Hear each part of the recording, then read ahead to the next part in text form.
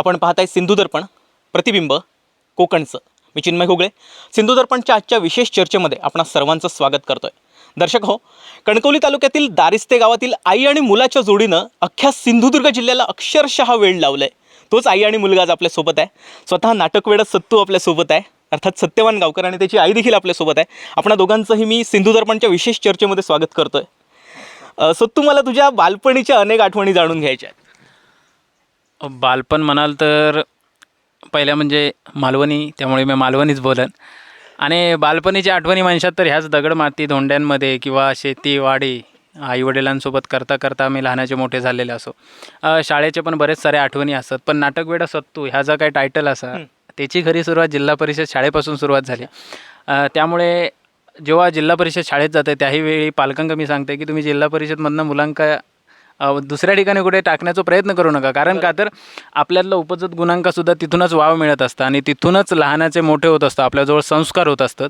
आणि त्यामुळे माझा बालपण म्हणशात तर ह्याच दगडमाती धोंड्यांमध्ये तयार झालेला आणि त्याचमुळे माझ्यात काहीतरी ना आता मालवणीपणा किंवा आपल्या मातीशी जी घट्ट नाळ असताना ती जोडली गेली किंवा अजूनही असा बालपण म्हणशात तर तुमका खरं सांगायचं, आत्ता सगळ्यांकडे लाईट किंवा बऱ्याच साऱ्या गोष्टी इल्लेल्या असतात. मी रॉकेलच्या बतीखाली सुद्धा अभ्यास केलेला असं आहे. खूप चांगला मला आठवता, म्हणजे समजत उमजत होता. त्यामुळे इथून आमच्या बालपणाची सुरुवात झालेली आहे. आता टू व्हीलर येले, पण तेव्हा माका वाटतं कोणाच्या रिक्षेचं किंवा सायकलचं टायरसुद्धा आम्ही ठेवूक नाही. किंवा तारेपासून ते रिंग करून आम्ही ह्याच दगडमाती धोंड्यातून धावायचे. त्यामुळे बालपणीच्या आठवणीसुद्धा खूप सारे तगडे असत आणि जसे बोलत जाऊ तसे आणि उलगडत जातात आपल्यासोबत. बरं, ह्या नाटकाचा वेळ शाळेत असल्यापासून होता की कसं काय नंतरीला? नाटकाचा वेळ तसा बघू गेला तर शाळेपासूनच लागला. म्हणजे खूप आवर्जून मी सांगते, ज्या ज्या लोकांशी मी बोलते त्या त्या लोकांना मी सांगते की जेव्हा जिल्हा परिषद शाळेत होते त्यावेळी तुमका माहिती आहे की केंद्राचे स्पर्धा व्हायचे, बीटाचे स्पर्धा व्हायचे. मग त्या ठिकाणी ना माझ्या जिल्हा परिषद शाळेंमधून माका रेफर करायचे किंवा पाठवायचे. पांगमबाई म्हणून एक खूप फेमस नाव असा, म्हणजे दारिस्त्यातलं जो माणूस या व्हिडिओ बघित ना ते पांगमबाई नाव म्हटल्यानंतर तिच्या डोळ्यांसमोर ती प्रतिकृती उभी राहावं होई. सो ते ना एखाद्या माणसातलं किंवा विद्यार्थ्यातलं गुण खूप चांगले ओळखायचे. त्यामुळे तेव्हापासून मी वक्तृत्व स्पर्धा वगैरे या सगळ्यांमध्ये भाग घेत असायचे. आणि आयुष्यात पहिल्यांदा एक असं गॉडफादर माझ्या येलो की आज आपल्यात ते नाही, शंभूराज घाडेगावकर गुरुजी नरडव्याचे, सोमा घाडेगावकर यांचे भाऊ.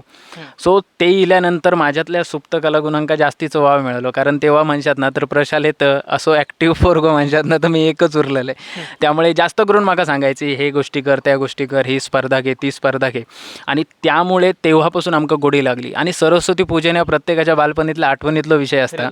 आणि जिल्हा परिषद शाळेमध्ये सरस्वती पूजन ह्यो आमच्या आत्ताच्या गेट टुगेदर किंवा स्नेहसंमेलनापेक्षा भारी असायचो. कारण ते जे काय 15 दिवस असायचे त्यामध्ये प्रत्येकातलं कलाकार बाहेर जायचो. कारण एकमेव ही शाळा उरलेली आहे की ज्या ठिकाणी विद्यार्थ्यांसोबत शिक्षकसुद्धा नाचत असतात, ती म्हणजे जिल्हा परिषद शाळा. त्यामुळे तिथून खरी नाटकाची ओढ किंवा नाटकाची आवड निर्माण झाली. आज बरं काकी, तुझ्याकडे येतंय नेहमी नाटकात काम करणारं पोरग, अभ्यासात कसं होतो? अभ्यासात थोडं कमी होतो पण नाटकात हुशार होतो.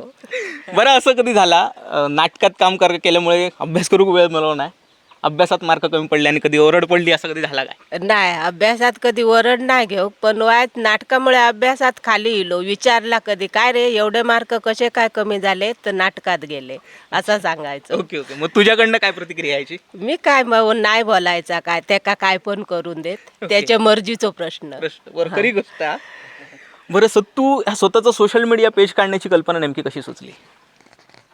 तुमका माहिती असतात की टिकटॉक मध्यंतरी खूप जोर धरलेला आहे. बरोबर. आणि तेव्हा मी पहिल्यापासूनच मी ज्या लोकांसोबत काम केलं ना ते लोक सांगायचे की भाई या बघ, सोशल मीडिया काय नसता, तुम्ही स्टेजवरती काय परफॉर्मन्स करतास ना त्यावरती तुमच्यातलो कलाकार दिसत असता किंवा खरा थिएटर आपल्या जगात शिकवता. म्हणजे आपल्या मनात काही प्रश्न असतात किंवा काही गोष्टी असतात ज्या आपण खुल्याम बोलू शकत नाही, परंतु त्या बोलण्याचा किंवा लोकांपर्यंत पोहोचवण्याचा खरा आपल्याचा काय देताना एक तर ती सोशल मीडिया सोडून तर आपली रंगभूमी देत असतं. त्यामुळे ती गोष्ट माका पहिल्यापासूनच खूप आवडीची होती. पण लोक म्हणत होती काहीतरी कर काहीतरी कर काहीतरी कर म्हणून टिकटॉकवरती व्हिडिओ करूक सुरुवात केलं आहे. 4च व्हिडिओ केले आणि 5व्या दिवशी टिकटॉक बंद झाला. टिकटॉक बंद झाला त्यानंतर तेव्हा मला वाटतं इंस्टाग्रामने ह्या गोष्टी काढलेल्या नाही की आपण व्हिडिओ वगैरे ह्या गोष्टी करू शकतो. ओन्ली फॉर चॅटिंगचा माध्यम होता. पण माझी ना मी चुकान होमगार्ड भरती झाले खरं सांगायचं तर. दुसऱ्याक मी घेऊन गेलेले आणि मी भरती झाले. त्यामुळे ते रात्र असायचे ना, तो नाईट आम्ही करायचे आणि ती रात्र आम्ही ना 2 जण मित्र असायचे नाईटला. मग तेव्हा माझ्या ना डोक्यात काय काय शिजायचं. मग तो मी व्हिडिओ करायचो. मी बऱ्याच वेळा माझ्या हातात हात असणारं माझ्या मित्रांचा हात असायचं. लोकांका वाटायचं तो खायच्या तरी पोरीचा हात आहे, पण या माकात नुसता माहीत असायचं किंवा मित्रांका माहीत असायचा. आणि ते व्हिडिओ मी ना दुसऱ्याशी सकाळी स्टेटसला ठेवायचे. मग लोक बघायची, मग कोण माघान घ्यायचा, माका पाठव रे अशी ना एक काहीतरी एक लिमिटेड अशी फ्रेज निर्माण झाली आपले फॉलोअर्स किंवा आपल्याला लाईक करणाऱ्या लोकांची. मग त्यानंतर मी असं ठरवलं की काहीतरी करणं गरजेचं. माका सगळेजण सांगायचे. नंतर इंस्टाग्रामने पण हे सोशल मीडियाचं आपल्या प्लॅटफॉर्म दिले. मग त्यावेळी अंकिता वालावलकर असो किंवा बंटी कांबळी असो किंवा मिस्टर स्ट्रोम असो किंवा असे बरेच सारी लोकांना व्हायरल होत होती किंवा प्रत्येकाच्या तोंडात नाव असायचं. मग सगळे जण लोक सांगायचे की बाबा अंकितासोबत व्हिडिओ कर व्हायरल होतं, किंवा लक्कीसोबत व्हिडिओ कर व्हायरल होतलो, बंटीसोबत कर व्हायरल होतलो. पण माका असं कधीच कोणी सांगत नाही की कणकवली तालुक्यातलं क्रिएटर असा ह्याच्यासोबत व्हिडिओ कर आणि तू व्हायरल होशील. त्यामुळे मी असं ठरवलं की आपल्या काहीतरी करणं गरजेचं. आणि मी माझा इंस्टाग्रामचा पेज मी ओपन केलं आहे, ज्याच्यावरती मी कंटेंट बनवायचं नाही, मी लिरिक्सवरती व्हिडिओ बनवायचं आहे. पण छोटे मोठे माध्यमात का असं ना थोडेफार व्हायरल होत होते. सो अशी ही जर्नी सुरू झाली सोशल माध्यमाची. जेव्हा ह्या सोशल मीडियाचा स्वतः ओपन केलेलं पेज, तेव्हा घरातून प्रतिसाद कसं होतो पहिल्यांदा? पहिली गोष्ट म्हणजे मी काय करतोय किंवा माका कितपत यश इला काय झाला हे गोष्टी ना मी सांगत नाही घरात. ते त्यांना कळतं आपोआप. म्हणजे नाटकाचे सुद्धा असं एक झालेला की 10-12 दिवस ना सलग पुढारी असो, तरुण भारत असो किंवा बाकीचे माध्यमं असो, त्यांच्यामध्ये फोटोसहित बातमी यायची. पत्रकारांका माझं रोल खूप चांगलं आवडलं, त्यामुळे तिने ना माझ्यासाठी स्पेशल पॅराग्राफ लिहिल्यानी.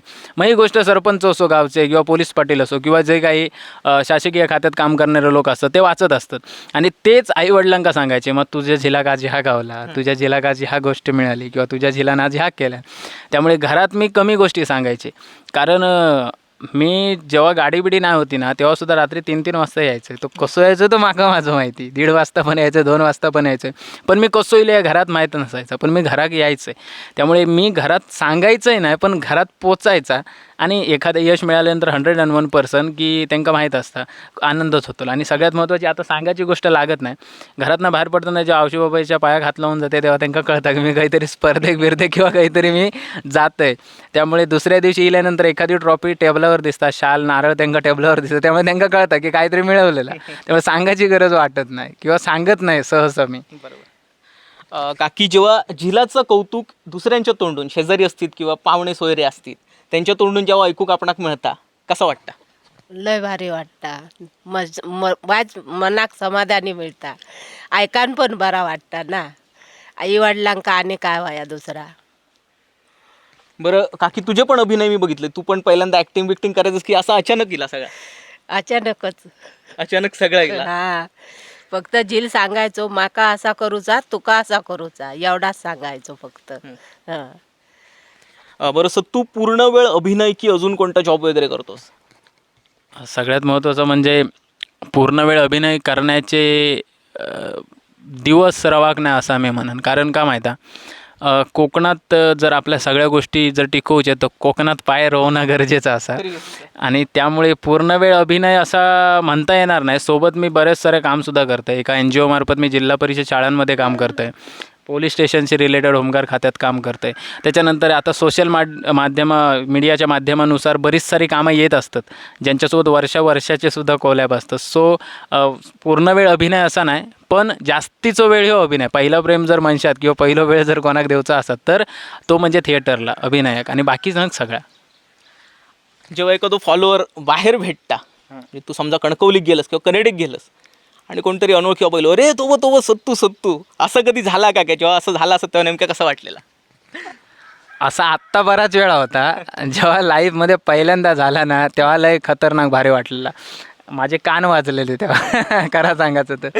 म्हणजे रेल्वे स्टेशनच्या पुढे जात असताना ना कोणीतरी माझं नाव घेतलं ना असं मला वाटलं. मी एवढं स्पीडमध्ये होते, गाडी बिडी थांबवलं आहे, उलटं मागे वळण बघितले पण कोण नाही. पण तीच इन्सिडन्स बरोबर संध्याकाळी घडलो. रेल्वे स्टेशनला गेलेलं असताना ते मग वरती गेले, रिटर्न येताना माकाना ते 2-4 बायका होते किंवा ते होते ते बघत होते. मग शेवटी त्यांकाच राहावला गेला नाही. मग ते माका बोलले, अरे तू आवशीसोबत व्हिडिओ करतस तोच काय गावकर? तर म्हटलं होय. मग ते भरभरून बोलले. नंतर कळला की ते बाबा सांगव्याचेच असत किंवा काल ज्या मंदिरात आम्ही भजन सेवा करून इलो त्याच मंदिरात ते सप्त्यासाठी इलेले होते. आणि याहीपेक्षा अनुभव आवशीक खूप दांडगे असत. कारण आज माझी ओळख आहे आवशीमुळे असा.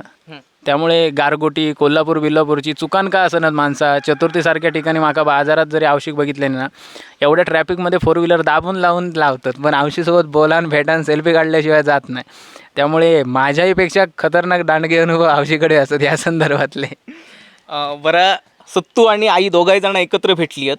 एखादा ॲक्ट पाहण्याचं मोह आमका पण आवरत नाही. एखादो ॲक्ट बघूक मिळत काय. मी तुमका आता एक प्रसंग देईन. आता आई शेतीची कामं जवळ इलेली असत आणि वो काम करणार नाही, मोबाईल वांगडा खेळत बसलो. कशी प्रतिक्रिया असत पहिली तुझी? पहिली प्रतिक्रिया म्हणजे काय, याक थापाट पाहिला आधी त्याच्यानंतर काम. कारण शेती मेन आहे ना आपली. बरोबर. शेती नाही केला तर खाव गावात जात नाही. मोबाईल काय रात्री पण घेऊन बसू शकता, बरोबर. दिवसभर मोबाईल नको आहे ना. ते का सांगता? हीच गोष्ट आपण जसे रेग्युलर भांडतो ना त्या पद्धतीत कर. समज मी आता मोबाईल घेऊन बसलोय, तू काय तुका थापटावचा आता काय तर थापटाव शब्दान थापटाव. ए काय शेतीची कामाईली समजत नाही तुका? मोबाईल ठेव आणि कामाक लाग. काय मोबाईल ठेवणे कामाक लाग? याच मोबाईलवरनं मी ॲडव्हर्टाईजचे पैसे मिळवते. तुका माहिती आहे ना? मोबाईल ठेव. पप्पा गेलेत ना, पप्पा करतले. अरे पप्पांच्या जीवावर किती दिवस जगतलस तू? या कधी करूक शिकतलस सांग ना माका. मोबाईल घेऊन दिवस जातात, रात्री मोबाईल घे, आता शेतात चल. हे बाई शेताची कामं करूची दिवस रवले आहेत. माका जमत नाही, गरम्यात माका सहन होत नाही. समजला ना? मस्त की गरगरीत फॅन फिरता वरती वायच हवा खाते. तुका चांगलं बसलेलं बघवत नाही माका. अरे चांगला बसलेला बघवत नाही. बापाशीन एकट्यान करायचा आणि तुम्ही खायचा. अरे कधी बापाशीन का मदत करतलास रे? आणि बापाशीन कधी आराम खायचो सांग माका तू? आता वय झाला ना बापसाचा, समजत नाही तुका? अगे माझा पण तारुण्य येईल, तुका समजत नाही. आता मोबाईल हरवले काहीतरी एखादा पॉर पडतला मग लगीन करतलंय, मग जो एखादं नातू घेतलो तुझ्या घोटना, तुका कसं कळत नाही? अरे तासा मागता माका नातू येत तेव्हा येत, पण तवसर कामा तर कर. मग हे नातू घेऊन मी बसव आम्ही आरामात, पण तवसर तू शिक ना कामा करू. हो बघ ह्या काव समजला बॉब घालता. सो आमचं स्क्रिप्टेड काय नसता, समजलं काय? आमचं एक अक्षर सुद्धा आजपर्यंत आम्ही लिहिलं नाही. असेच प्रत्येकाच्या ना घरात घडलेल्या गोष्टी असतात ते असे आमचे चालू असतात. आणि पहिल्यांदा जेव्हा सुरुवात केलंय ना तेव्हा आवशिक माहीत नसायचा काय असता. माझ्यासोबत चेतन असायचे माझ्या मित्रांना, त्यांच्याकडे मोबाईल द्यायचे 0.5ला टाकायचो म्हणजे काय धडाक नको, आणि ते शूट करायचे आणि आम्ही भांडायचो आणि ते व्हिडिओ टाकायचे, व्हायरल व्हायचे. नंतर आवशिक कळाकलेला झेल काय करता तो. बरं, तुझं भाचं पण आता इंटरव्ह्यू चालू आहे, जवळ येऊन बसलो. भाच्या काय मामासारख्या पुढे काय ॲक्टिंग क्षेत्र द्यावचा की काय? अजून ते का बोलाक जमणार नाही, पण 100% माका वाटतं त्याच्यात ते गुण असत. आता त्या दिवशी तुम्ही व्हिडिओ बघला असतात मिशी वगैरे काय विषय झालो, साकवर आम्ही गेलेलो, आमचं साकव बांधला मी लाकडी, आणि ते ना माझ्या हातांका जळलेले ते खूटबीट उचलल्यामुळे काळा लागलेला होता. तर ते घाम मेलेलं मी आपलं असं नुसतं फिरवलंय, तर ती सुंदर रुबाबदार मिशी इली त्या ती भारी दिसली. म्हणून मी त्या घराकडे अजून चांगली मिशी काढले आणि आणलंय आणि आवशीसमोर त्याच्या उभं केलं आणि तो व्हिडिओ झालो. पण तो सुसाट लोकांचे खूप चांगले कमेंट असत, गोंडस दिसता, राजबिंड दिसता. मग त्याचा प्रो मॅक्स व्हर्जन काढलंय, आता दाढी इली तर त्याला कसं वाटत. सो अशा गोष्टी घडत जातात आणि ते खूप चांगले लोकांना आवडतात. बरं, आई तुझ्याकडे येतंय जेव्हा झिलाची तुझ्या कीर्ती आता सिंधुदुर्ग जिल्ह्यात पसरली आहे, एकंदरीत ही कीर्ती दुसऱ्यांच्या तोंडून ऐकून कसा वाटतं? बरा वाटतं. कारण आपण ह्या करण्यापेक्षा दुसऱ्यांनीच नाव दाखवाय आपल्या मुलाक ना, त्याच्यातच बरा वाटता. आम्ही आमच्या मुलांचे रोजच गुणगान गाता. बरोबर. लोका बोला कोई की तुझो पोरगो असो ताय का आमका लय बरा वाटता. बरा खंय गेलो तर हे सत्यवानाचे आई वडील, ह्याच्यात आमका खूप अभिमान वाटता. बरं सत्तू, एक शेवटचा प्रश्न. सध्या कोकणात मोठ्या प्रमाणावर आपला डेव्हलपमेंट होता, मोठ्या प्रमाणावर आपलं कोकणी माणूस जमीन आपली विकता आणि जमीन विकून बंगले बांधणे किंवा शहरात कुठेतरी सेटल होणे यात चालू असा. कोकणवासियांका याबाबत काय आवाहन करशील? खूप बोलण्यासारखं आहे हो, खूप मोठा विषय आहे. सगळ्यात महत्त्वाचं म्हणजे मगाशी बोललं आहे तसा कोकणचा जर कोकण पण टिकाक होय तर पहिलं गोष्ट म्हणजे कोकणी माणूस कोकणात रवा होयो. त्यानं आपले हातपाय असंच ते घट्ट रोवू होय इथल्या माती तिथल्या जमिनीत. आणि सगळ्यात महत्त्वाचं म्हणजे डेव्हलपमेंटसुद्धा होणं गरजेचं असा, परंतु त्या डेव्हलपमेंटमध्ये कुठल्याही प्रकारे कोकणचं ऱ्हास होऊ नये ह्या गोष्टी असतात. आता प्रसाद गावडे दादा ओरडून ओरडून सांगता लोकांका कोकण पण काय असता, तरीही लोक करूचा ताच करतात, बरोबर ना. या संदर्भात 101% अपकमिंग एक प्रोजेक्टसुद्धा आहेत की कोकणी माणसांका बरेच लोक काय म्हणतात माहिती आहे, कोकणात रोजगार नाही पण कोकणात असा कमावणाऱ्या खूप असा ज्याका करूचा नाही त्याका कायच नाही, बरोबर ना. लोक काजू पण विकून पैसो कमावतो, त्या बोंडापासून सुद्धा पैसो घेतात, त्याच्या खोडापासून सुद्धा घेतात, बरोबर ना. हे आता मला वाटतं व्हिडिओत आता हे मागचो माटव बिटव दिसताना ह्याच सगळं आमचं उत्पन्न असा. कदाचित तुम्ही महिन्याभरानंतर इलास ना तर ह्या तुमका ओसाड असा काय दिसायचं नाही, हे सगळी ग्रीनरी असतात. काहीतरी कारल्याचं माटव दिसतलो, काहीतरी दोडक्याचं दिसतलो, पडवळाचं दिसतलो, चिबडांचं दिसतले, हां सगळा ही सगळी मेहनत आई आणि पप्पांची असा. आम्ही जा काय करतो तर पप्पांमुळे. त्यामुळे इथल्या कोकणी माणसाक मी याकच सांगन किंवा कोकणी तरुणाईक मी सांगन, तुम्ही रवा, तुमचं स्टेटस जपा, सगळ्या गोष्टी करा, पण कोकणाक विसरा नको. कारण हैनाच तुमची सुरुवात आणि हयच तुमचं शेवट आहे. कारण झाड किती मोठं झालं तरी त्यांना मुळाक विसरता कामा नये, या कोणीतरी म्हटलेला. तसाच माणूस कितीही मोठं झालो तरी त्याला पुन्हा कोकणात योग भाग पडतले. आधुनिकता आता बघा, आधुनिक गोष्टींकडे आपण जास्त आपलो कल असा. कोकणात तुम्ही बर्गर पिझ्झा बाहेर खायो खाशात, पण चुरणाची भाजी खाऊची असं तर तुमका कोकणातच येऊ काय, बरोबर ना. तुम्ही आणि शेगलाचे शेंगे 1000 ठिकाणी घेऊन खाशात, पण देवगडचं जर आपूस होयो असं तर तुमका हयच येऊ होयो, रायवळ होयो तर तुमका कोकणात येऊ होयो. म्हणजे आज आपण उपजीविकेत सुद्धा बऱ्याच साऱ्या गोष्टी असतात जे कोकणाशी रिलेटेड असतात, आपल्या मातीशी रिलेटेड असतात.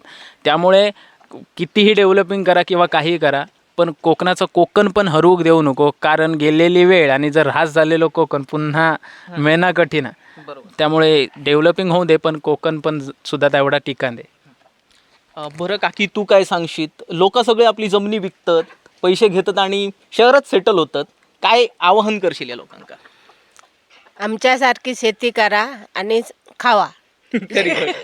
शेती जर आता टिकवलात तुम्ही तर पुढे काहीतरी खाऊक गावताला, नाहीतर पुढे आयुष्यभर उपाशीच राहायचा असा. आणि शेती सोडून माणूस कधीही सुखी राहू शकत नाही. कारण जा काय अन्नाच्या ताटात येता, कितीही श्रीमंत माणूस येताने असू देत, अंबानी जरी असलो तरी त्याच्या ताटात जे अन्न त्या शेतकऱ्याच्या शेतातूनच येता, ह्या मात्र तितक्याच सत्य. तर तू अगदी शेवटचा प्रश्न, मोठ्या स्क्रीनवर बघू तुका कधी मिळत? खरी ह्याच स्वप्नाच्या मागे धावपळ चालू होती. म्हणजे काय सांगायचं तर एक असं इन्सिडेंट घडलो, त्यामुळे मी सोशल मीडियाकडे वळले असं मी म्हणत. माझे पण काही मित्र असतात जे आज खूप चांगल्या पद्धतीने एखादी TV सिरियल असो किंवा बिग बजेट फिल्म प्रोजेक्ट असतील त्यांच्यामध्ये काम करतात. नाव नाही सांगत, पण असं एक मित्र असा ज्या मोठ्या एका फिल्ममध्ये त्याचं सिलेक्शन वगैरे झाला आणि काही काळानंतर त्याका असं मॅसेज गेलो की तुमचं सिलेक्शन कॅन्सल झालेला, म्हणजे तुमका ह्यो प्रोजेक्टमध्ये बाहेर केलेला. त्यांना कारण विचारलं आणि तेव्हा त्याका कळला की ज्या आर्टिस्टला त्यांनी घेतलेलो असा सध्याच्या सिच्युएशनला त्याच्या रोलला, तो सोशल मीडिया इन्फ्लुएन्सर आहे.